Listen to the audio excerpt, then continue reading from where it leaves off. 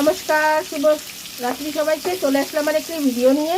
তো দেখো, এখানে বোয়াল মাছ এনেছে। বোয়াল মাছগুলোকে নুন হলুদ মাখিয়ে সুন্দর করে ভেজে নিচ্ছি। বোয়াল মাছ রান্না করব হলো লম্বা লম্বা করে আলু কেটে। ফোড়নের জন্য নিয়েছি একটা শুকনো লঙ্কা, মাঝখান থেকে ফেলে নিয়েছি, আর একটু জিরে। আর এখানটা একটা মশলা করেছি, আদা, কাঁচা লঙ্কা, রসুন, পেঁয়াজ সুন্দর করে আমি পেস্ট করে নিয়েছি। তো দেখো, মাছগুলা ভাজা হয়ে গেছে, নামিয়ে নিয়েছি।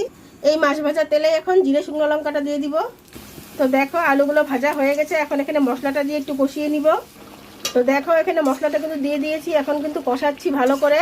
কষানো হয়ে গেলে তোমাদের সামনে নিয়ে আসছি। তো দেখো, মশলাটা কষানোর পরে এখন মাছগুলোকেও অল্প 2 মিনিট দিয়ে কষিয়ে নিয়েছি। এখন দিয়ে দিব জল পরিমাণ মতো।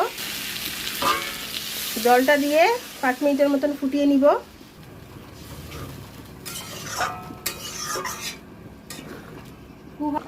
তো দেখো, বোয়াল মাছের রসাটা হয়ে গেছে। এখন আমি এটাকে নামিয়ে নিব একটা গামলাতে। তো দেখো, তরকারিটা কিন্তু নামিয়ে নিয়েছি। এখন তোমাদের এটা রেসিপিটা কেমন লাগলো অবশ্যই কিন্তু কমেন্ট করে জানাবে।